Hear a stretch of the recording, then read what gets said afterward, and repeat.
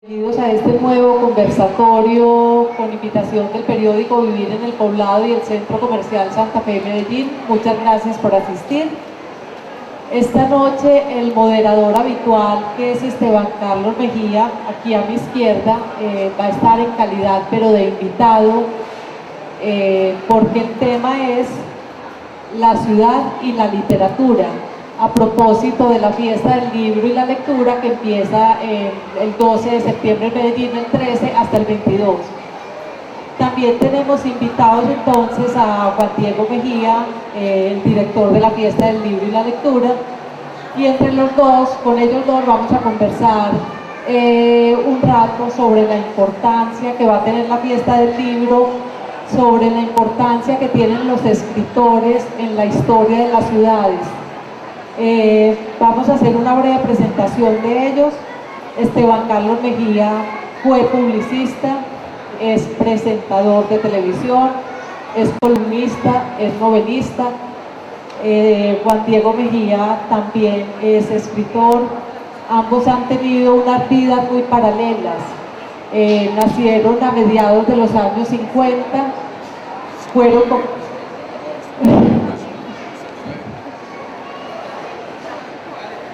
Bueno, nacieron a mediados de los años 50 en Medellín, estudiaron juntos en el colegio de San José. ¿Quién le dijo eso?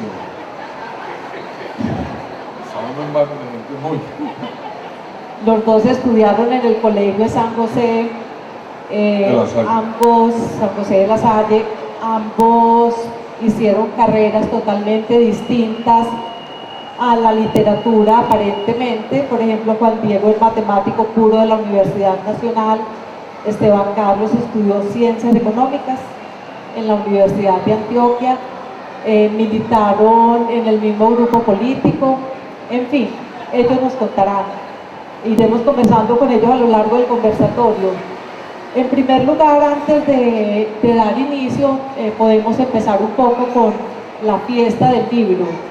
Porque el tema escogido, Juan Diego, es la ciudad y los escritores y la ciudad y la literatura? Bueno, aparte de que dijiste un montón de cosas que son comprometedoras, en el sentido de que uno siempre quiere olvidar que está en este mundo hace muchos años y uno quisiera durar un poquitico más.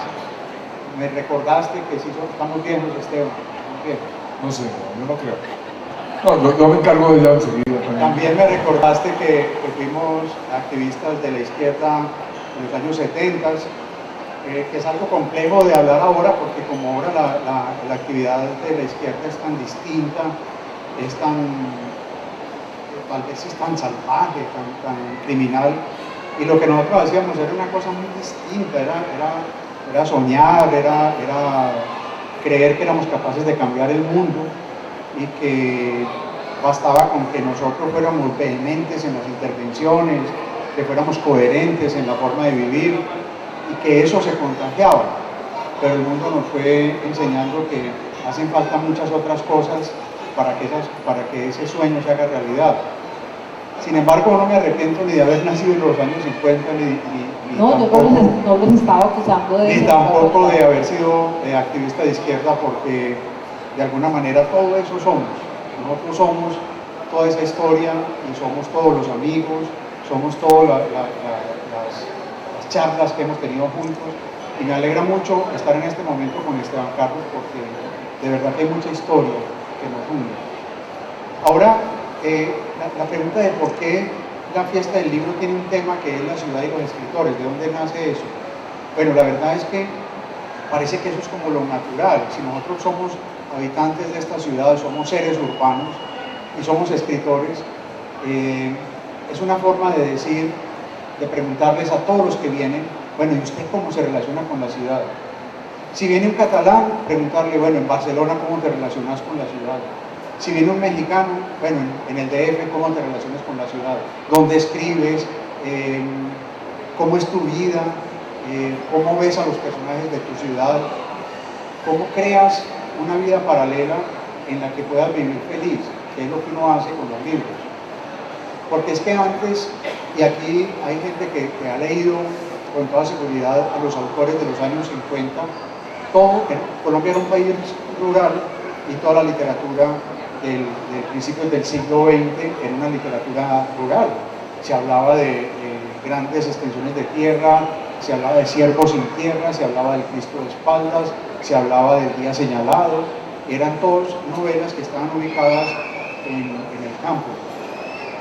Ahora, por ejemplo, en la fiesta del libro viene doña Rocío Vélez de Piedradita, que yo le propuse, le dije, doña Rocío, vas a hablar con Roberto Burgos Cantor, él va a hablar de las ciudades que tienen mar, y tú vas a hablar de las ciudades que tienen montaña. Me dijo, yo no sé si yo soy capaz de hablar de la ciudad, porque yo todavía tengo en mi cabeza y tengo en mi cuerpo y en mi alma, es la montaña. Entonces es posible que la sorpresa que ella nos dé en el conversatorio es ese mundo que todavía está flotando en su imaginación, las fábulas, los personajes del monte, los personajes de las fincas, que son los personajes sobre los que ella escribe o escribió, porque ya ella ha retomado, digamos, el ritmo de la ciudad, pero en su memoria todavía. Ya ella es una persona ya que tiene un poco más de años que nosotros, pero tiene la vitalidad de la novelista y todavía nos recuerda que Colombia fue rural. Entonces, lo que nosotros hacemos con esta fiesta del libro es decir, bueno, ya el mundo es urbano, ¿cómo nos relacionamos con ese mundo? ¿Cómo nos relacionamos con esa ciudad? Vamos a contar, por ejemplo, que Juan Diego y Esteban Carlos también tienen como una escritura paralela en que ambos nos retratan un poco a la Medellín de la segunda mitad del siglo XX. Digamos, Juan Diego en sus novelas casi que lo lee uno como muy narrador, como si fueras un narrador muy periodista. ¿Hasta qué punto, por ejemplo, en la obra tuya hay imaginación o hay fantasía, o simplemente te remites, o simplemente no, o te remites a los recuerdos de la infancia, luego de la adolescencia y después pues en los 30 y más arriba? No, esa pregunta me gusta mucho, Luz, porque es de, la vida mía no puede ser lo que está en los libros, porque pues uno fracasa como autor si solamente se ciñe a lo que le ha ocurrido en la vida.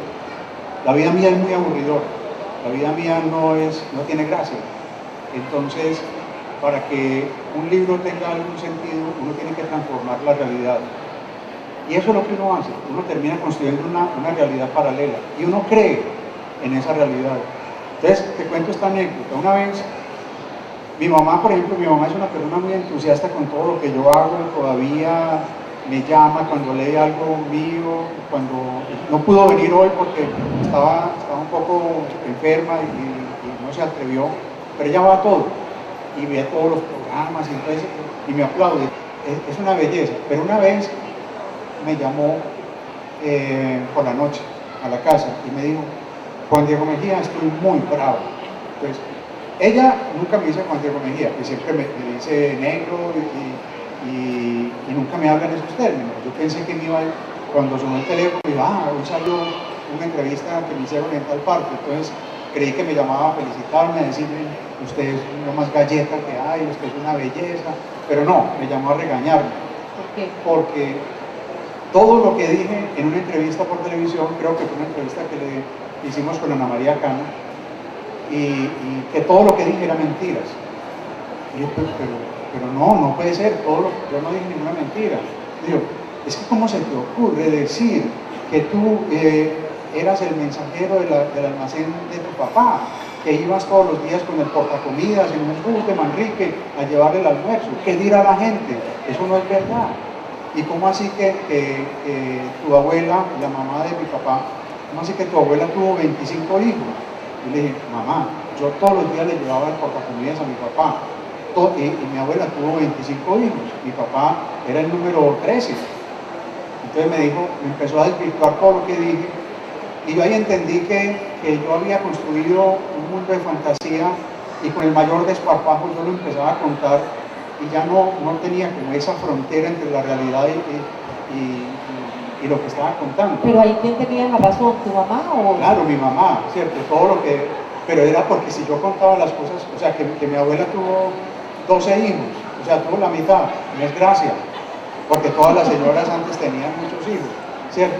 O que yo no le llevaba el almuerzo a mi papá. Pero tu papá sí tenía un almacén en Guayaquil. Claro, y yo, pues algunas veces iba con el mensajero y le llevaba el porta. Una vez, en todo el bachillerato. Bueno, pero vamos a dejar a Juan Diego, que tiene una historia larguísima. Esteban Carlos, ¿hasta qué punto en tus novelas, que son I Love You Putamente, Quieras al prójimo como a ti mismo y hagan el favor de hacer silencio?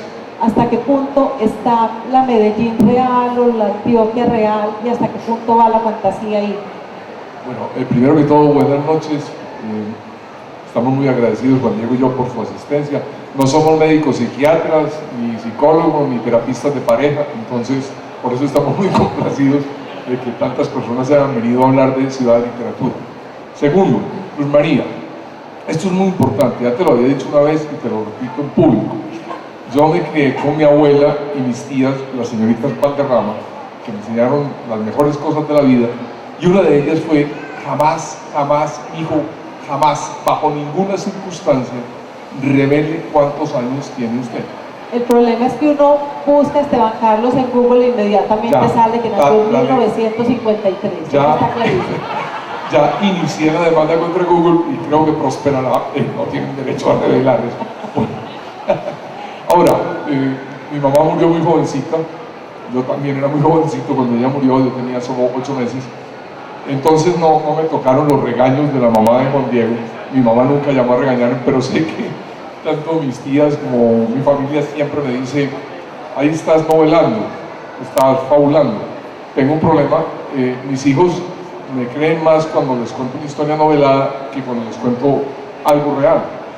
Se dañó el carro, me importa un pepino, lo que estoy pidiendo es ayuda, que alguien pues, resuelva ese problema por la edad, ¿no? Hay que ya empezar a usar ese truco. Realmente yo lo que me he propuesto con mi literatura es inventar Medellín, no recrearla, inventarme una Medellín.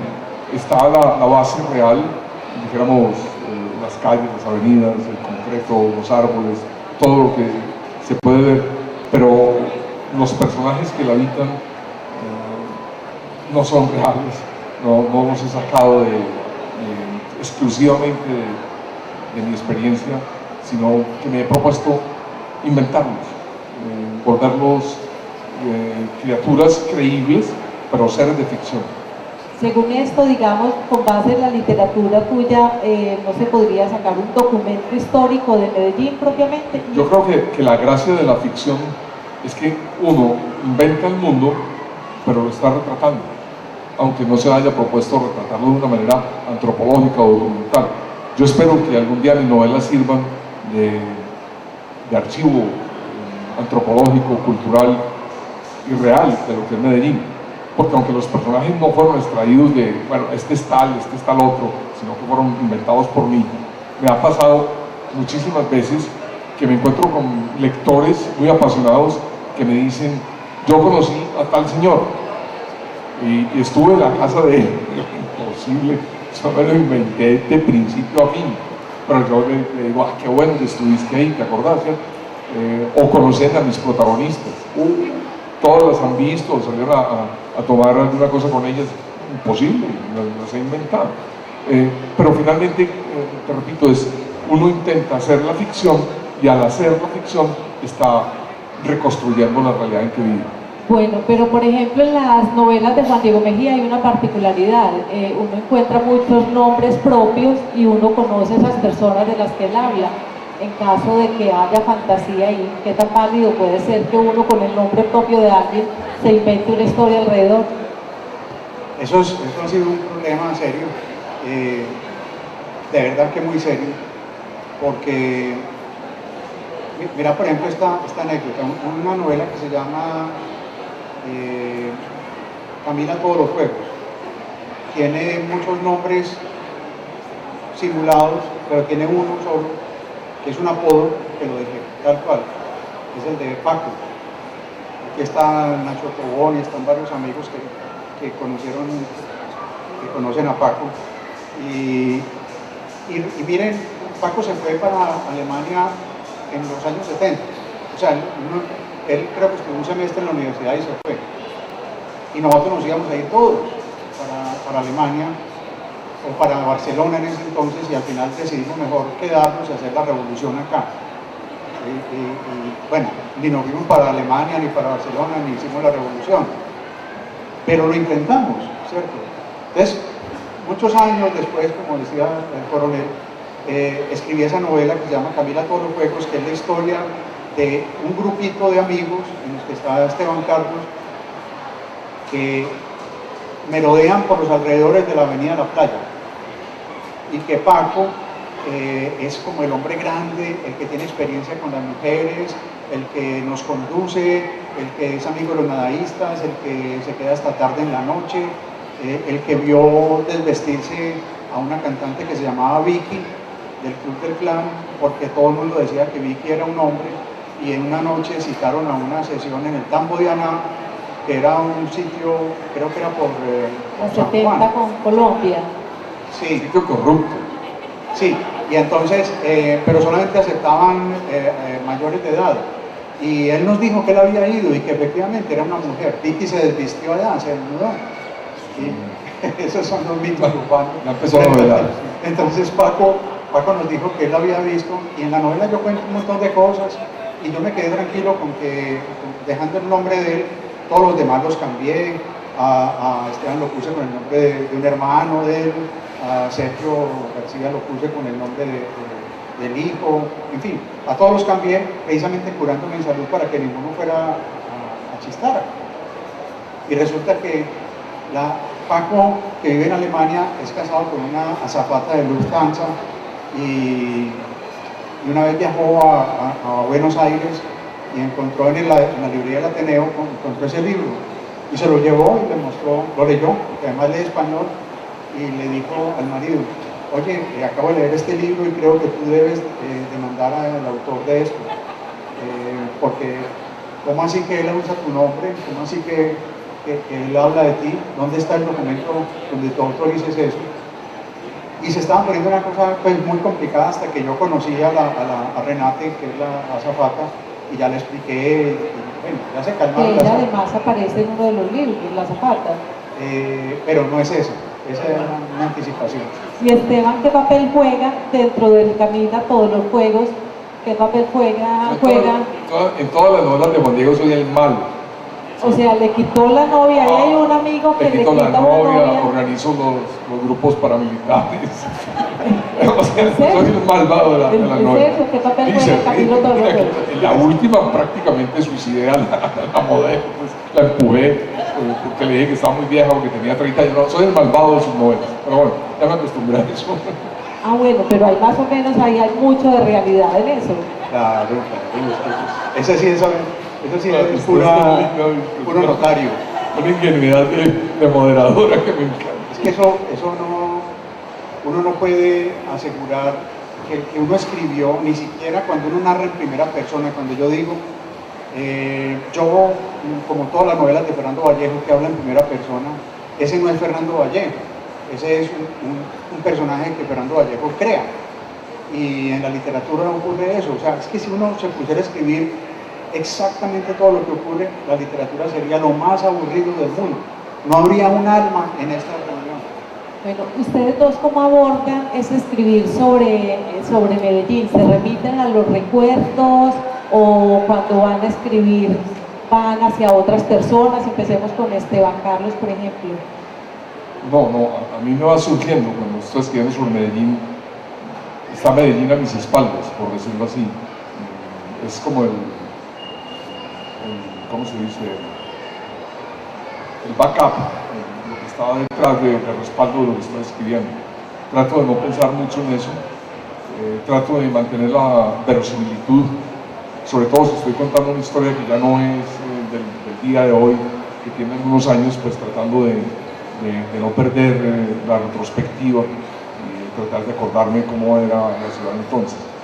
Si tengo mucho problema, pues cambio el asunto, porque pienso que eso es la fuerza de la literatura, el poder de la ficción, inventar algo de tal forma que quien lo lea crea mientras lo lee que lo que está leyendo es verdad. Cuando eso lo logra uno como escritor, ya se ganó el cielo. Los escritores somos unos mentirosos y lo que hacemos es vender mentiras, lograr que los incautos lectores compren esos libros y los lean ya sabiendo de que lo que dice ahí no es verdad, se diviertan, se entretengan y lleguen a creer que es verdad, ¿no? ¿Y Juan Diego está de acuerdo con esto? Sí, pero voy un poquitico más allá, Esteban, yo creo que coincidimos en una cosa, y es que la generación nuestra optó por llamar a las cosas por su nombre, las calles por su nombre, las ciudades por su nombre. García Márquez, por ejemplo, habla desde Macondo, pero no habla de Aracataca, no habla de fundación, sino un territorio mítico que es tomado de lo que hacía Faulkner con Yoknapatawpha Far Country, que crean unos universos ficticios y de entrada renuncian a cualquier base que pueda decir esto ocurrió aquí, sino que lo dejan como todo flotando en el aire y es una construcción mágica. La generación nuestra me parece que acierta en una cosa, y es decir, somos de Medellín o somos de Cali, como hizo Andrés Caicedo, o somos de Bogotá, o somos de alguna parte. Y nuestra calle donde nos reunimos es esta. La nuestra, por ejemplo, era la Avenida La Playa, y allá había unas bancas, los que se acuerdan de cómo era la Avenida La Playa, había unas bancas de granito donde uno se sentaba, y bueno, y nosotros nos apropiamos de una banca. Yo en las novelas trato de decir, eso ocurría, esa era la ciudad nuestra. Hay veces que las cuadras no dan, las cuadras no cuadran, no importa. Hay veces que en la ficción una cosa que ocurrió en Laureles realmente en la novela la está ocurriendo en el centro, eso no importa. O sea, esas son las licencias que uno debería darse, pero a lo que no renunciamos es a decir que somos escritores de Medellín, y en eso Esteban y yo coincidimos. Todas las novelas que yo he leído de Esteban hace alusión a territorios reconocibles, y eso no es nuevo. Por ejemplo, James Joyce en Ulises, que es una novela muy difícil de leer, pero que es como el ejemplo de lo que puede hacer un escritor cuando le dicen, usted puede hacer todo. Es una novela que ocurre en 24 horas y tiene como 700 páginas, y es un lenguaje que va y viene y uno no sabe exactamente dónde está, pero hay un tour en Dublín que es el tour de Leopoldo Bloom. O sea, lograron sacar todo lo que ocurre en esa novela, lograron sacar Leopoldo Bloom estuvo aquí, después se fue para acá, después se fue para acá, y hacen un tour que es el Bloomsday en Dublín. Ahora que se celebraron los 200 años de Dickens, también ocurrió en Londres, hicieron un recorrido turístico, y yo creo que nosotros estamos en mora de hacer un recorrido turístico por la literatura nuestra, donde Carrasquilla estuvo, donde Manuel Mejía estuvo, donde Esteban Carlos estuvo, donde, bueno, todos estuvieron, los nadaístas estuvieron, y yo creo que sería una guía turística deliciosa. Esto es un proyecto editorial que, pues, cualquiera que quiera hacerlo y que tenga la energía para hacerlo, yo creo que le iría muy bien económicamente, porque necesitamos ver a la ciudad con esos ojos de la literatura. Y lo que trata la Feria del Libro nuestra, que se llama Fiesta del Libro, es precisamente que veamos la ciudad, pero a través de los ojos de los escritores.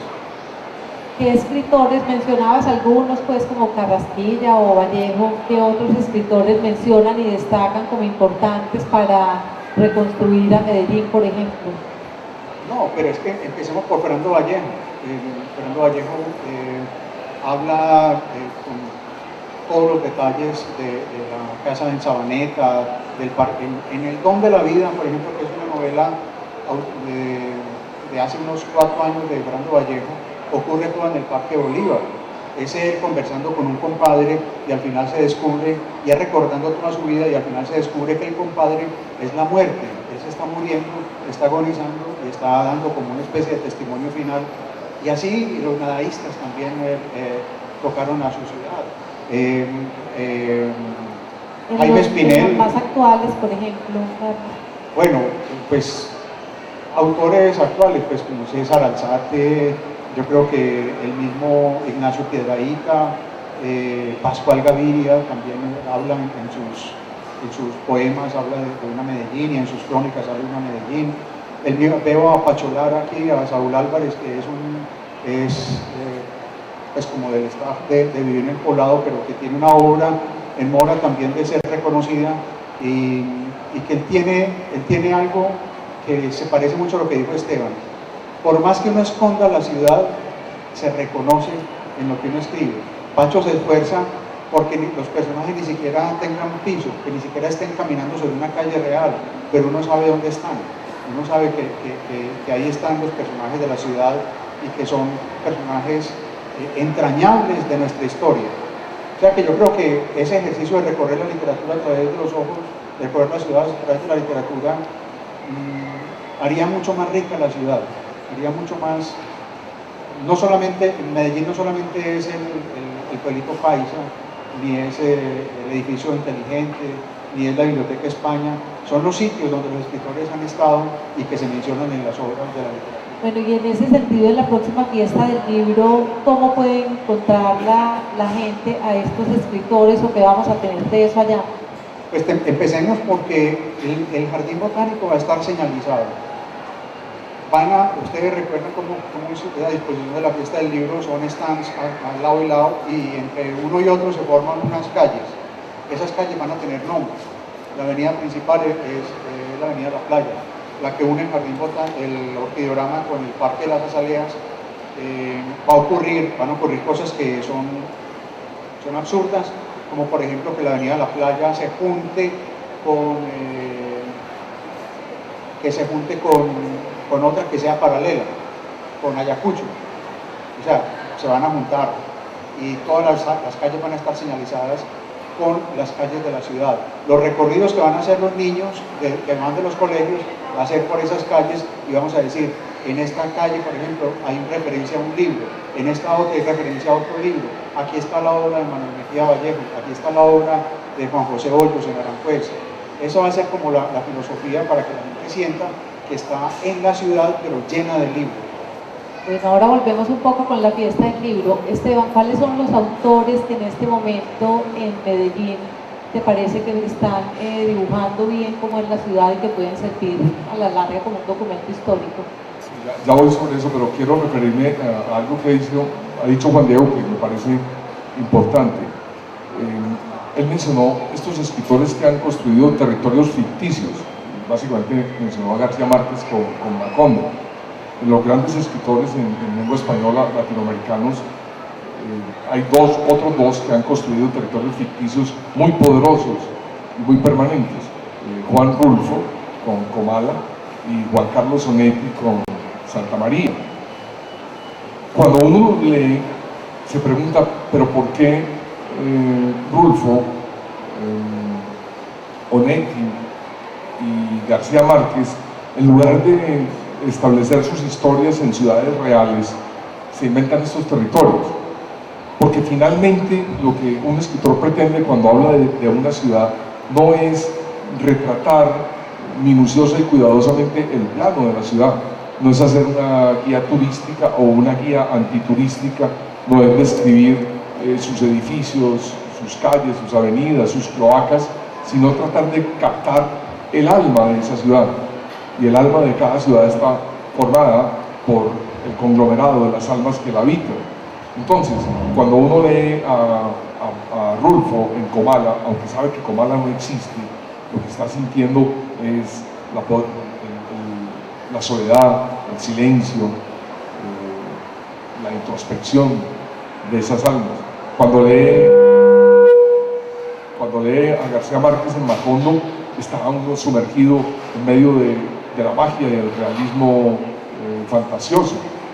Vas a leer a Onetti en Santa María, que no existe, y encuentras un alma cargada de escepticismo, de depresión, de miedo, de ansiedad, de angustia, porque cada uno de ellos quiso retratar eso de esas ciudades y les pareció mucho más cómodo apartarse del entramado real para construirlo. Eso está bien. Hay veces hay escritores que lo hacen también, que terminan engañando a todo el mundo. Hay un escritor mexicano que yo adoro muchísimo y que considero uno de mis profetas, Jorge Ibargüengoitia, que lamentablemente murió en ese famoso accidente de un jumbo de Avianca en Madrid, donde murió también Marta Traba. Ibargüengoitia es un escritor mexicano y todas sus obras transcurren en una ciudad que se llama Cuébano, que es la capital del estado del Plan de Abajo. Ustedes saben que en la historia de México, cada vez que había un intento de revolución, se ponía fin a la revolución, se firmaba un armisticio y se hacía un plan de ayuda, el plan de Ciudad de México, el plan de Juárez, en donde se establecía como qué vamos a hacer para que haya paz. Bueno, se inventó el plan de abajo, ¿sí? Y uno empieza a leer a Ibargüengoitia y les juro que después de leerse todas sus novelas termina buscando a Cuévano en los mapas. Cuando yo lo leí la primera vez no existía Google Maps y yo era buscando a Cuévano, no me aparecía por ningún lado, aparecían las ciudades cercanas mencionadas por la carretera que va de Guanajuato a Cuévano. Entonces yo cogía Guanajuato, carretera a Cuévano. El plan de abajo me demoré años en entender que era ficticio, ¿sí? Su construcción es doble en el sentido de que construyó un entramado, nos hizo sentir en la ciudad, pero se preocupó de contarnos el alma de Cuévano, del plan de abajo, que es el alma del arribismo, de la mentira, de la falsedad, de la vanidad. O sea, yo no aspiro a reconstruir a Medellín, me parece una cosa absurda, eso que lo haga el alcalde. Una vez me invitaron a un evento del municipio de Medellín de lecturas y me dijeron que si quería leer algo que estuviera escribiendo. Yo estaba terminando una novela que se llama Esos besos que te doy, que te recomiendo muchísimo, que es la continuación de I Love You Putamente. Y me dio por... ¿En esos besos que te doy donde me No, eso es más adelante. En esos besos que te doy, el protagonista que viene de I Love You Putamente se llama Víctor Hugo y le da por contar cómo es la ciudad que ve. Ay, y a mí se me ocurrió la genial idea, estúpida idea, de leer lo que Víctor Hugo veía en Medellín, medio amarga la cosa. Entonces fui a la sala de lectura, era en el Carlos R. Restrepo, y leí la visión de Víctor Hugo, una visión bastante ácida de Medellín. Ese auditorio se dividió de la siguiente manera: los jóvenes y las jóvenes, ¡wow!, hacían así, bien, y yo, me puse feliz. Un señor se rascaba la cabeza y me decía sí, bueno, está bien. Él todavía cree que el río Medellín es azul, porque en los mapas figura azul. Uno se asoma a cualquier puente, eso es café con leche, por más limpio que esté, por más huevos que le pongan al lado, ¿sí? Y es lo que Víctor Hugo trataba de ver. Y al fondo había una señora, bueno, llamamos señora a aquellas personas de la década de los 50, gracias. Sí, entonces la señora levantó la mano y me dijo, palabras más, palabras menos, Juan Diego, que no te pase esto nunca. Me dijo, yo no he leído ese libro. Y le dije, no, es que todavía no se ha publicado. Bueno, yo no sé si cuando lo publique yo lo vaya a comprar. Yo no sé si lo vaya a leer. Porque usted odia Medellín. Usted parece Fernando Vallejo II. Yo, ay, a mí les juro que yo me quedé así. No me volvieron a invitar a los eventos de esa vaina, pero me golpeó muchísimo porque no me proponía eso. Y estaba lejano de querer parecerme a Vallejo. Estoy mencionando a Vallejo porque Juan Diego lo menciona y porque es un escritor muy insólito que los paisas deberíamos leer. Deberíamos leer sobre todo sus primeras novelas, Los Días Azules, que es esa trilogía de su infancia, su adolescencia y su juventud, en donde retrata el Medellín de los años 60 de una manera impecable, de una manera muy vívida, muy realista. Pero después yo pensaba, pero si yo no me propongo eso, yo no quiero hacer un retrato de Medellín, yo no soy antropólogo, no quiero ser periodista, no quiero ser, pues en la novela, en la ficción, yo lo que quiero es captar el alma. Bueno, regañé a Víctor Hugo y le hice cambiar algunas de las cosas que decía Medellín, pero no pude cambiar el color del río Medellín, ¿yo qué hago? ¿Sí? Tanto Víctor Hugo como todo lo vemos café, la gente más soñadora lo ve azul, y si se descuida lo vuelven a ver rojo en los próximos días, porque no es avalancha de químicos que están usando. Entonces, era como para redondear eso. Escritores de Medellín que estén haciendo algo que a mí me llama la atención sobre esta ciudad son César Alzate, como dice Juan Diego, pero César Alzate tiene una particularidad. Ha escrito una o dos novelas sobre Medellín y se fajó una novelaza sobre un territorio ficticio completamente inventado de principio a fin, y es su mejor de sus novelas, y la hizo, creo yo, para poderse expresar libremente, sin miedo a lo que podía ser la represalia de los lectores frente a una Medellín muy homosexual. Y él se inventó un territorio, aparentemente está entre el Darién, Panamá, bueno, por ahí, una nación independiente, muy bien logrado, en donde todo esto que él quiere contar de Medellín lo hace sin necesidad de decir que Medellín. Ese es el que me parece a mí que ha venido como construyendo una obra en ese sentido, ¿cierto? Yo, la verdad, soy muy mal lector de escritores jóvenes, porque los escritores jóvenes aman escribir cuentos, y a mí me da mucha brega leer cuentos. ¿Por qué? Porque lo leo muy rápido y entonces quedo, uy, no, ¿esto qué fue? ¿Qué es esto tan cortico? A mí me gustan los libros gordos. Él mencionó ahora uno que casualmente estoy leyendo, Ulises, de James Joyce. A mí me gusta el libro de 700, 800, 1000 páginas, me parece el libro ideal, porque me permite ir sintiendo la ensoñación, viendo los personajes, la trama, entendiendo, si no hay trama, lo que está pasando en el alma de estos seres. Y los cuentos breves me sacan de quicio. Pues básicamente porque yo no soy capaz de escribir cuentos, entonces tengo ese pequeño defecto. Bueno, volvamos un poco a la fiesta del libro. Has hablado mucho, Juan Diego, de tienes como de internacionalizar este año la fiesta del libro de Medellín. ¿Cuál va a ser ese factor diferenciador con el que se podría internacionalizar más y equipararse a algunas fiestas o ferias como la de Guadalajara, por ejemplo? Bueno, no, pues también como para no dejar a Esteban flotando, pues Esteban está loco, ¿cierto? Es un maniático, que no puede leer cosas cortitas. Está igualito de como lo dejé hace 40 años. Jódense con los años, estás igualito a antes, estás igualito cuando fuimos compañeros del colegio. Hay que tratar de manejar ese tipo. Pues es que un momento, sería un buen ejercicio en este momento, ahorita antes del conversatorio, ellos dos conversaban un ratico de recuerdos mutuos, porque Juan Diego no nos hace una breve descripción de cómo era Esteban Carlos joven y después Esteban Carlos nos dice cómo era Juan Diego y qué recuerdos tiene cada uno de ellos, brevemente, ¿no?, de su niñez y juventud. Es que era el hombre más cansón del universo. Sigue siendo. Era hiperactivo, entonces creo que nació unos meses después que la mayoría de nosotros, entonces era el niño, nació como 3 meses. Bien, vamos mejorando la cosa. Entonces, pero era realmente un niño y hacía mucha bulla y lo saludaba uno con golpes en la espalda, entonces había que tenerle como cierta distancia. Pero me sorprendía mucho era que era el mejor lector que yo, pues el lector, persona que se había leído todo y leía obsesivamente, y era verdad, y es verdad que le gustan los libros gordos.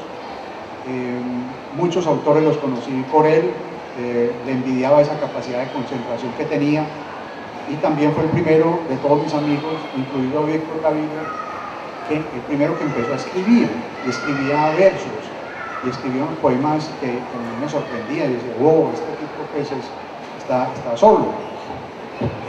Ahorita te acordabas de un verso de él, por favor, ¿no lo repites? Eran versos fantásticos, es que era un personaje astuto, como el lobo tuto. Eso está bien, no se rima. Y creo que estaba hablando de un terrateniente de la época, si te acuerdas de ese poema, ¿cierto? Yo traté de olvidar hacerlo. Después Sí, cuando entramos a la universidad, entramos juntos a la universidad, ya él era, entramos en el año 71 y era hippie, entonces era de pelo largo, pero como es crespo, le crecía como Piero, y tenía unas gafas grandes, igualito a Piero, pero después fue evolucionando y redujo las gafas y las volvió redonditas, estilo John Lennon o estilo Trotsky. Como éramos revolucionarios, entonces era estilo Trotsky. Y ahí lo perdí de vista y se fue, y después vi que publicaba y que hizo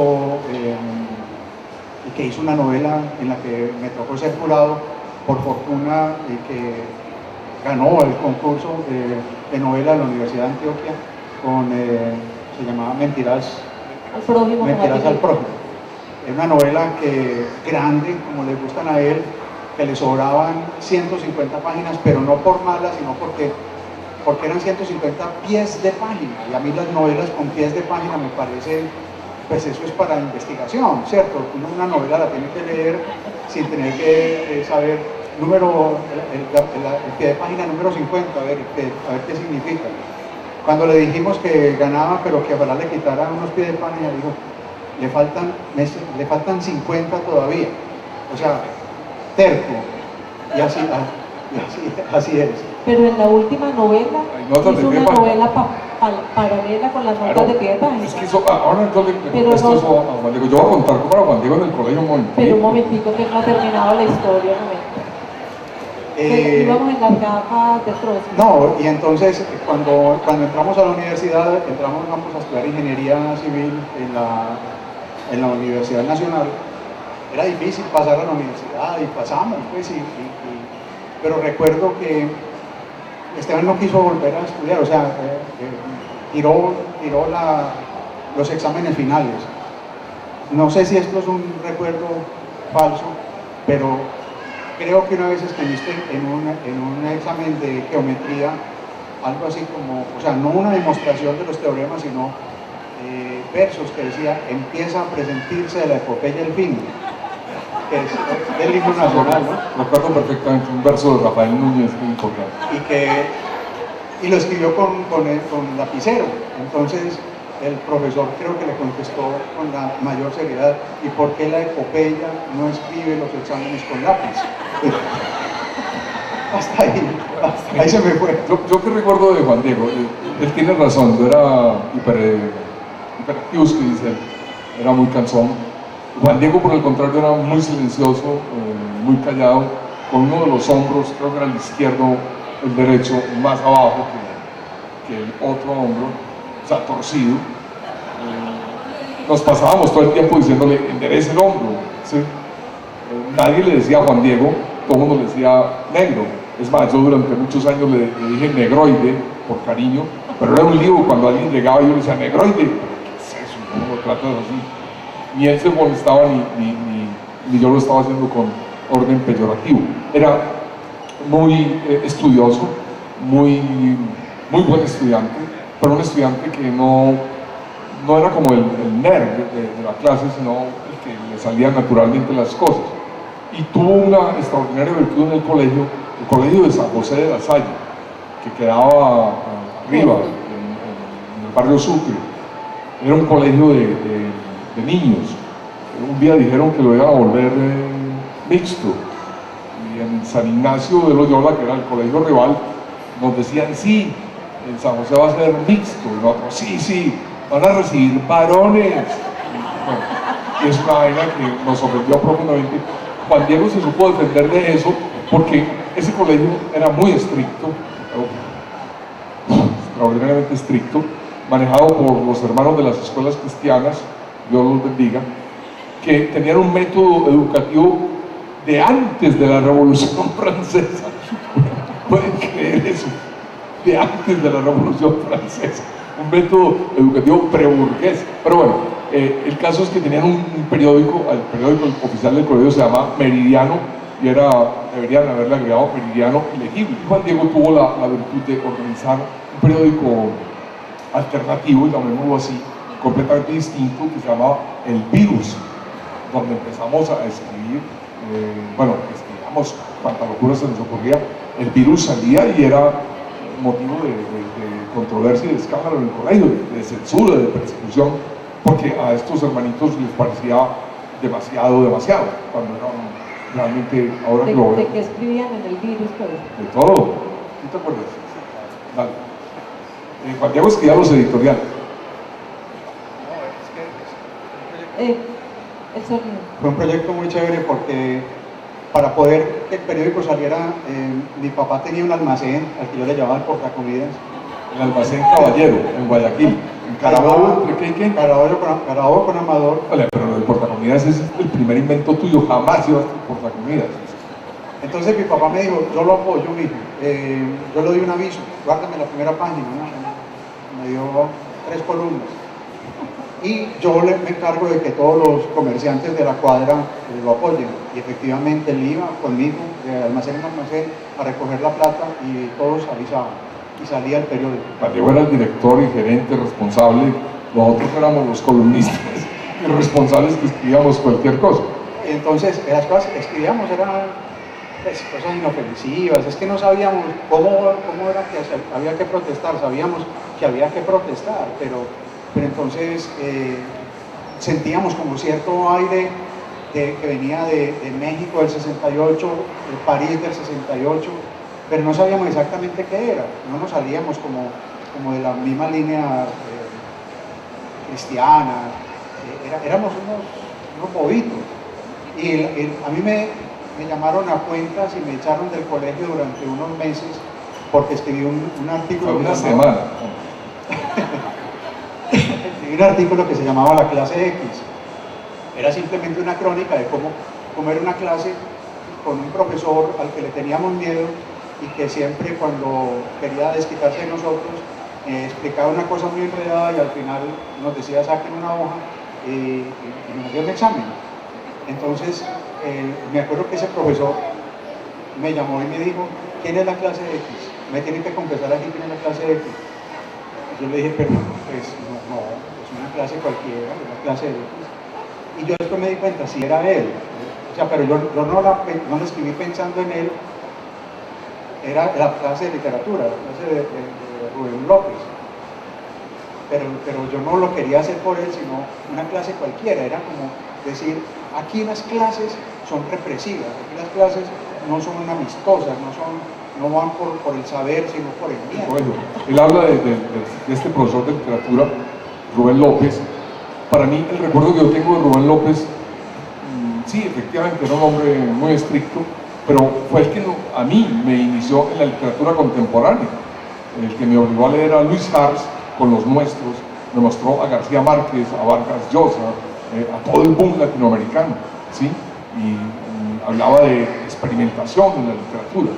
Por otro lado era medio despótico, pues, pero al mismo tiempo, si no hubiera sido por él, yo habría seguido leyendo a Eduardo Caballero Calderón y Manuel Pacho.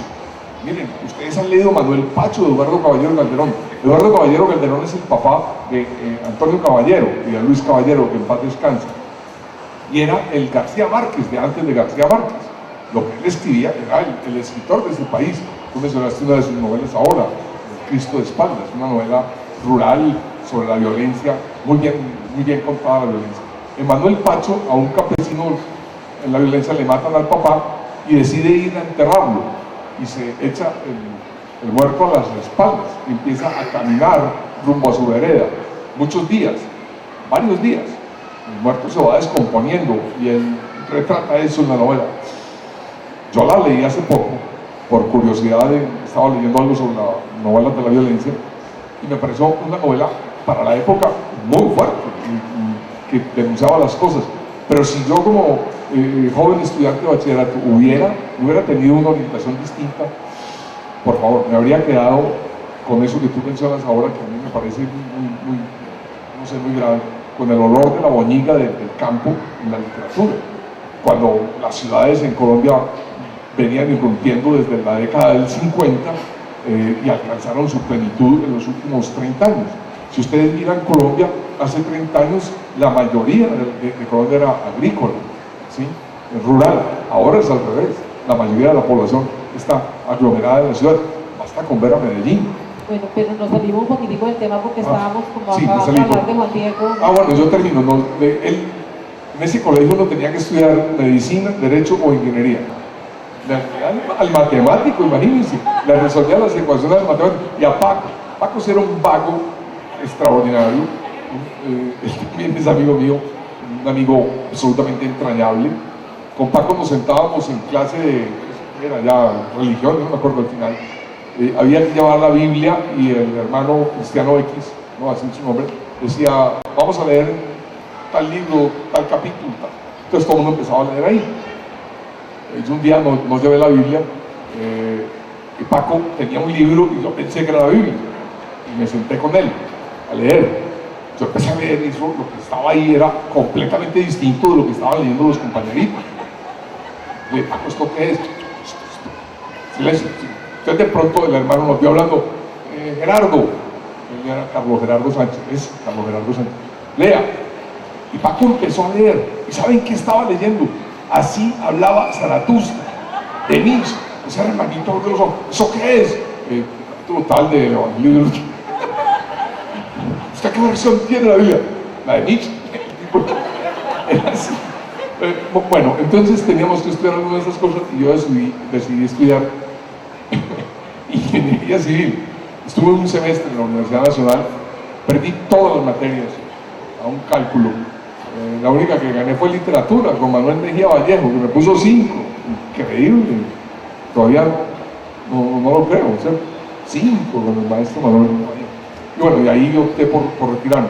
Juan Diego entonces, ahí entró en juego ese activismo político de entonces, tan distinto al activismo que hoy se vive en las universidades.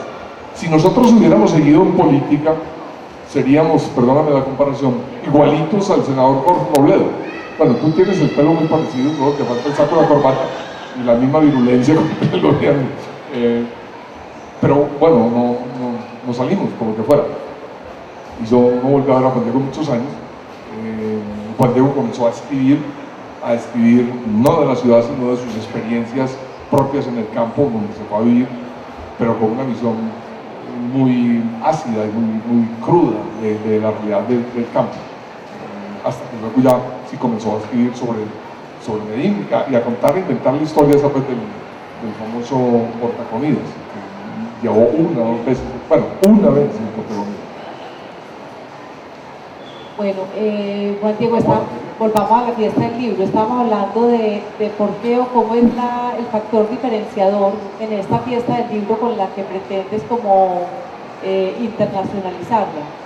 Estás muy concentrada, esa era se nos había quedado esa pregunta en el tiempo. Fue que nos hicimos el paréntesis para hablar de la descripción. Nos distrae. Sí, la culpa es mía.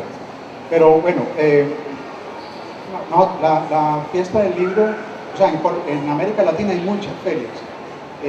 Hace poco vinieron acá unos señores de Antofagasta, Chile, a hablar con nosotros sobre la fiesta del libro, y decirnos que nos querían invitar allá. Y empezó a hablarme de un circuito de ferias que hay en Arequipa, hay pues muchas en Bolivia, muchas en Chile, muchas en varias regiones que son muy desconocidas para nosotros, porque nosotros solamente tenemos en la mente, como América Latina, Guadalajara, Buenos Aires y Bogotá. Competir para hacer la cuarta feria de América Latina es como el objetivo primero que nosotros debemos trazarnos.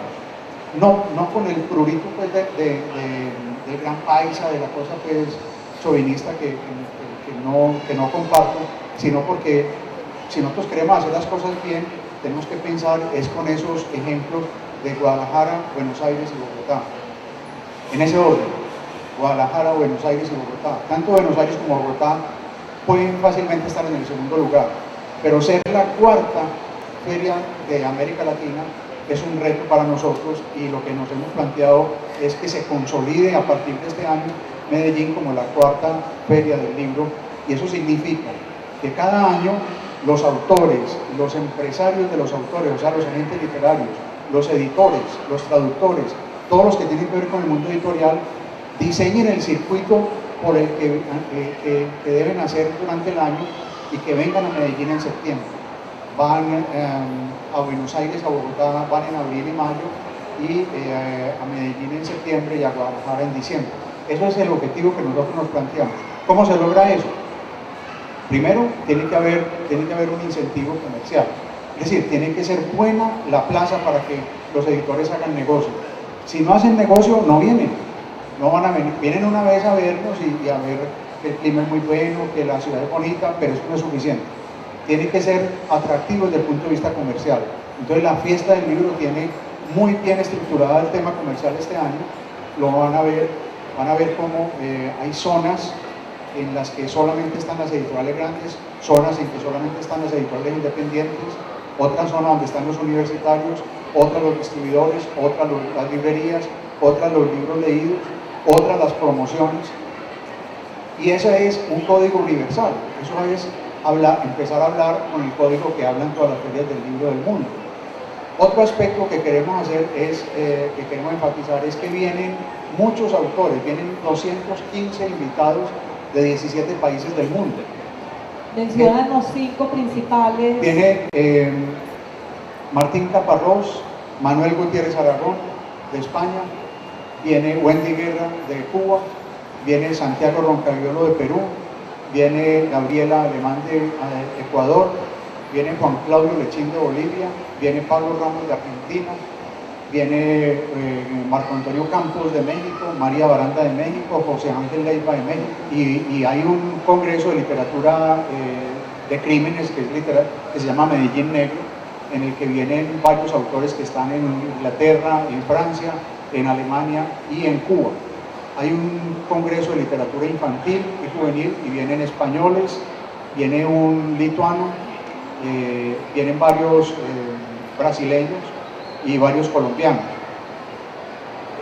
La oferta es grandísima. Todos los días a las 3 de la tarde o a las 5 de la tarde, a las 3 si es fin de semana y a las 5 si es semana, empiezan unos conversatorios académicos que serán en el Parque Explora. O sea, la exposición de libros va a ser en el Jardín Botánico y los conversatorios académicos serán en el Parque Explora. Y van a estar unidos esos dos escenarios por un puente. Vamos a poder pasar a través de Carabobo para que no tenga uno que sentir que salió a la calle, sino que hay un puentecito que lo lleva directamente hasta los auditorios de Explora. Porque además la gente se va a encontrar con el mundo de Julio Verne. Y en la mitad de Carabobo hay una gran exposición de los mundos de Julio Verne que la organiza Explora. Y adentro del Jardín Botánico hay otra exposición de Julio Verne, porque Julio Verne es el invitado de la literatura universal. Van a estar todos los textos y todo que lo organiza Confenalco. Hay una cosa que quiero enfatizar, y es que a partir de 2014 Medellín se especializará o sea, cada 2 años va a haber un salón latinoamericano del libro infantil y juvenil. ¿Qué significa esto? Todos los autores, todos los libros que se ofrezcan en Latinoamérica de literatura infantil y juvenil van a estar acá en Medellín en septiembre. Y aquí van a venir a hacer negocios los empresarios. O sea, va a ser una especie de Guadalajara chiquitica, y eso va a empezar a consolidarnos como un centro de negocios del libro muy importante. Y eso definitivamente nos va a alejar de esas otras ferias pequeñas como Antofagasta, Arequipa, todas esas que les estaba mencionando ahora, y nos va a consolidar como la 4ª feria de Latinoamérica. Yo creo que es un camino que empezamos a recorrer, pero que este año se están dando los primeros pasos, y creo, sin lugar a dudas, de que esta feria va a ser inolvidable. O sea, yo estoy feliz porque ya está organizada, ya está lista. Estamos a un mes de la fiesta, ya todo lo tenemos listo. Ya entró a imprenta la programación, ya todas las editoriales saben qué lanzamientos van a hacer, los autores ya tienen sus pasajes en sus países, todo está listo. No es sino que lleguen y que empecemos la fiesta, que se va a empezar con un gran concierto organizado por EAFIT, un ensamble, la Big Band de EAFIT, con la Red de Escuelas de Música de Medellín. Un concierto que se llama Canto a una ciudad en fiesta. Son poemas a los que Andrés Posada y varios músicos de la ciudad les crearon música, entre ellos uno de Pilar, su esposa. Hay un poema de ella, y hay poemas de Juan Manuel Roca, de José Manuel Arango, de Ciro Mendía. Bueno, va a ser una maravilla, y la noche del viernes 13 vamos a abrir con ese gran concierto, y va a durar la fiesta hasta el 22, que espero que sea la mejor fiesta de la que tenga recuerdo la ciudad. Bueno, ya el tiempo se empieza a agotar, vamos a abrir el micrófono para las preguntas del público. Yo quisiera empezar antes con que Esteban Carlos le hiciera una pregunta a Juan Diego, y luego Juan Diego a Esteban Carlos la pregunta que cada uno quiere, ya después el público también que le pregunte a cualquiera de ustedes dos. Entonces arranque pues. ¿Qué estás escribiendo ahora? Esa era la pregunta que iba a hacer.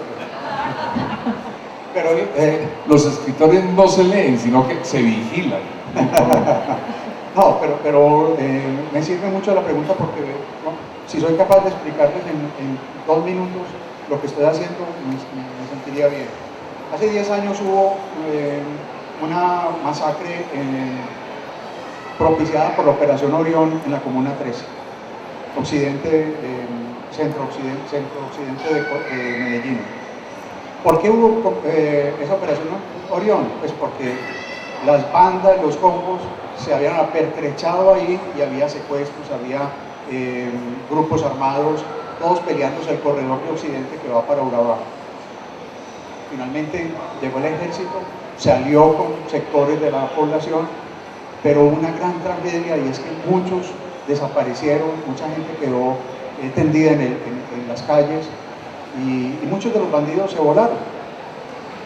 Hay una novela entonces que quiere hablar de otro operativo que va a ocurrir en la comuna del Frente, en la comuna de Manrique, y que solamente hay una persona que podría evitar que eso ocurriera porque es un líder del barrio, pero ese líder se muere la noche antes de que le da un infarto, la noche antes de que sea el operativo. Entonces la novia llama a una amiga y le dice, venga, ayúdeme, y lo hace que lo reemplace, lo hace suplantarlo. La novela es eso, cómo lo suplanta y cómo la visión del mundo que el amigo traía se va transformando poco a poco hasta que se convierte realmente en el muerto, se convierte en ese líder, y vamos a ver si es posible evitar esa masacre en la que... Vas bien, ya empezaste, pues ya estás escribiendo, o sí, solamente tienes el... No, ya está bien. Bueno, de todas las obras que has escrito, ¿cuál te deja más satisfecho y por qué? Una que está sin publicar, que se llama Esos besos que te doy. Cuando apareció I Love You Putamente, yo me dejé engatusar por la editorial y por el editor, que me dijo, esa novela es muy buena, ustedes escriben una continuación, y públicamente prometí que iba a escribir una trilogía. Otros escritores me dijeron, bruto, anormal, estúpido. De una trilogía solo se habla cuando está escrita, no prometes nunca que la escribes porque te va a cargar el resto de la vida. Bueno, así ha sido más o menos. Escribí Esos besos que te doy, que es la continuación de I Love You Putamente. Los mismos personajes, el mismo protagonista, Víctor Hugo, que es un pícaro con suerte, solo que ha cambiado la época, no estamos en el 2004 en Medellín, sino que ya es 2010 y está en circunstancias completamente distintas. ¿Por qué me gusta? Porque yo sé que a ti las notas de pie de página no te gustan. En la última novela que acabo de publicar hace cuestión de un mes, hagan el favor de hacer silencio, hay notas de pie de página. En Esos besos que te doy no hay notas de pie de página, pero ya te voy a explicar cómo resolví eso. Hay notas de pie de página porque a mí me encanta susurrar al lector y poner en las notas de pie de página las cosas más sórdidas que puedan ocurrir. Todo el mundo refunfuña las notas de pie de página, pero en Mentiras al Prójimo, como aquí mismo, el que refunfuña me dice, me leí una escena erótica de una violencia. ¿Usted cómo escribió eso? Yo digo, ¿en dónde está? Aquí. Y busca la letra chiquitica, la nota de pie de página. Y yo digo, qué bien, ¿no? Y hagan el favor de hacer silencio, lo usé para contar una historia paralela. En Esos besos que te doy, no lo hice así, sino que puse al protagonista, Víctor Hugo, va por la calle, bueno, por la calle no, está almorzando en Pizzas Piccolo frente al Colombo Americano, y se le acerca un tipo con un tufo extraordinario, la barba crecida, y le ofrece un libro que él ha escrito. Hay un diálogo largo ahí, finalmente él se queda con el libro, pues incluso le paga la pizza, y se lleva el libro para la casa. Esa noche abre el libro, y donde yo debía haber escrito, Víctor Hugo cogió el libro y lo leyó, yo escribí, Víctor Hugo leyó, 2 puntos. Entonces tuve que escribir el libro que estaba leyendo y me dediqué a experimentar. Siempre mis novelas han sido en primera persona, aquí la mayoría de los textos que hay son en tercera persona, están contando historias completamente distintas, son novelas dentro de la novela. Muy al estilo de, bueno, no muy al estilo, rendido, sincero y humilde homenaje a Miguel de Cervantes y Saavedra, que tenía también ese vicio, esa manía de cuando va, no ponía notas de pie de página porque era muy complicado, pero metía una novela dentro de la novela. Y todo el mundo refunfuña, se enfurece, pero se las lee. Y a mí me ha encantado eso, que la gente refunfuña las notas de pie de página y se las lee. Eso es lo que más me gustó. Piense que ni siquiera es el que conocemos acá, que es de que la culpa es de la vaca. Ese es un subproducto que sacó el periódico El Tiempo a través de intermedio, pero el libro original es La Vaca, que se publicó en Estados Unidos y ha vendido 3 millones de ejemplares. Entonces, ese es una suma de fórmulas de cómo tener éxito, cómo ser feliz, cómo resolver todos los problemas de la vida. Y la última vez que hablé con él, estaba diciéndome que tenía que renunciar a la maestría, que se tenía que regresar para Estados Unidos porque sus hijos tenían problemas de drogadicción y que no sabía qué hacer con su vida. O sea, es un asunto que uno da fórmulas, pero esas fórmulas no son reales. Esas fórmulas son un embeleco. Entonces me parece que ese es el tipo de literatura o de presunta literatura que habría que combatir. ¿Y Esteban Carlos qué piensa? No, es que así era Juan Diego en el colegio, todo trascendental. Y yo era muy cansón, pero siempre fui hedonista y cada vez más hedonista. Yo leo por placer. Yo no leo los libros de Paulo Coelho, pero me encuentro sus columnas y suelto la carcajada. Me parece, digo, este es un genio, este man, entre 1200 caracteres lo que me acaba de vender. Sí, pero porque soy hedonista omnívoro y me gusta. Yo no estoy de acuerdo con Juan Diego. Mira, si yo les pregunto a ustedes si les gusta la arepa con quesito, todos van a levantar la mano y me dicen que sí. No hay como la arepa con quesito. Fue el sabor infantil aprendido, un sabor con el que nos quedamos. Ahora, ¿ustedes se pasan la vida comiendo solo arepa con quesito? No, ninguno de ustedes, porque el paladar se va formalizando con el paso de los años, se va ampliando y uno empieza con arepa con quesito y luego pasa a otros sabores, a otras texturas, otras formas y termina comiendo cosas muy distintas. Bueno, alguien se quedará en los fritos, pero alguien también terminará haciendo una dieta muy balanceada, muy rica, muy sabrosa y muy gastronómica. Yo creo que lo mismo ocurre con la literatura. Yo tengo estudiantes de pregrado que sus profesores los regañan, es que ustedes no leen nada. Y cuando yo le pregunto a esos estudiantes, ¿tú por qué no lees nada? El pobre tipo casi llorando me dice, no, me leí los 7 tomos de Harry Potter, 350 páginas cada uno. Y la otra niña, ¿usted por qué no lee nada? No, yo me leí Crepúsculo, que son 4 tomos de 1000 páginas. Ay, pobre. ¿Y tú? No, yo me leí Millennium, que es una novela, es una trilogía de 750. Profe, yo estoy leyendo El Señor de los Anillos, 4 libracos de 950 páginas. Hago la contabilidad en las 8000 páginas. No leen nada. Entonces le digo al profesor, ellos sí leen. Me dice, eso. Y le pendejo, cuando vos tenías 16, 17 años, ¿qué leías? Emilio Salgari, Alejandro Dumas, El Conde de Montecristo, Los Tres Mosqueteros. Eso.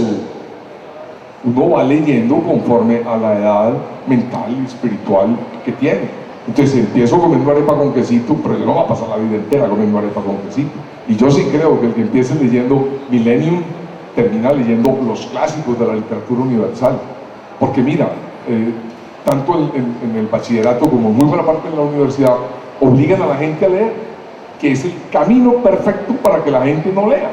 Yo creo que lo peor que le ha pasado a Gabriel García Márquez en este país es que hayan convertido en obligatoria la lectura de sus novelas en el bachillerato.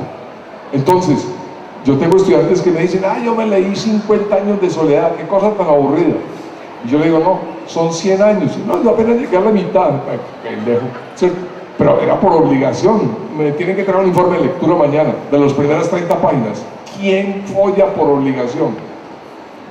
Nadie. Si fuera obligatorio follar, nadie follaría. Entonces, mientras más obligatorio sea leer, menos la gente va a leer. Hay que leer por placer. ¿Cómo te digo yo si estás... ¿cuál sería la brújula para saber si lo que estás leyendo eso no es? ¿Te gusta? ¿Te hace sentir enorme placer? ¿Sientes que estás gozando y aprendiendo? Eso es porque cada lector va a leer lo que quiera. ¿Sí? No te enojes conmigo, pero es que sigues como en el colegio todo trascendental así, todo comprometido. Hombre. Debería llamar a Jorge Robledo enseguida y pedirle cupo otra vez el partido. Bueno, ¿alguien más quiere hacer una pregunta? Yo quisiera felicitar pues, a ustedes, los contertulios y los visitantes invisibles, por reunirse en esta mezcla tan contrastada, en este monumento al consumismo que nos tiene subyugados. Es como si estuviéramos arando en el mar Mire, yo no he leído mucho, yo no he leído sino 2 personajes, y hago una confesión pública y no me da pena. He leído solo 2 personajes y con ellos he tenido. O sea, yo soy más original que ustedes, porque ustedes han leído demasiado, han estado sesgados demasiados escritores. Además, con mucho respeto, les voy a decir algo, los intelectuales están preparados para escuchar cualquier cosa como esta. Sospecho, porque no lo puedo comprobar, yo sospecho que los escritores de hoy son tan distintos a los de otrora, que solo les conozco su nombre, como Porfirio, como Carrasquilla, todos esos hombres que escribían a partir de la vida. Sospecho que los escritores de hoy como ustedes se han aburguesado demasiado. Ustedes se parecen a estas vitrinas, muy elegantes, muy finos. Yo solo he tenido a Estanislao Zuleta y a Fernando González, con esos 2 he tenido. Yo soy un hombre de la calle, conocí a tu mamá, tía, conocí a Luis Guillermo, tu hermano, ¿sí? Bueno, y por último le voy a hacer una pregunta. Se supone que el ser humano, a través de su desarrollo y vivencia, si es exitoso es porque ha disminuido los miedos. Si el conocimiento no te sirve para disminuir los miedos, no te ha servido para nada. La pregunta es para ustedes 2. ¿Ustedes tienen los mismos miedos cuando empezaron que ahora han logrado disminuirlos? Listo, Muchas gracias. La respuesta. Pues sí, tengo los mismos miedos, creo que han aumentado. ¿Cuál es el miedo fundamental ahí? Muchos miedos, o sea, el miedo, yo me acuerdo del miedo de la adolescencia, el miedo a que las mujeres no me pararan bolas, a la timidez, todo eso sigue. Lo que pasa es que uno aprende a hacerle gambetas a esos miedos, pero los miedos persisten. Y sueño con los mismos fantasmas, y igual, cada vez peor. Solo que aprendí como a no, como a ponerme una caparazón para que no me afecten, porque sé que nadie me va a salvar. O sea, antes yo tenía miedo y llamaba a mi mamá y venía, pero ya no. Ya tengo que esperar es que me llamen a que calme un miedo, entonces tengo que ser capaz de superarlo. Pero siendo honesto también, la cosa está empeorando. Listo, y Esteban Carlos. Bueno, no, es que el señor nos dijo burgueses. Gracias por la flor, aunque marchita, pues porque no, ojalá. Mis miedos también han aumentado. Últimamente hay una entidad superior que me amedrenta profundamente, que se llama la DIAN. Es el miedo máximo que tengo en este momento.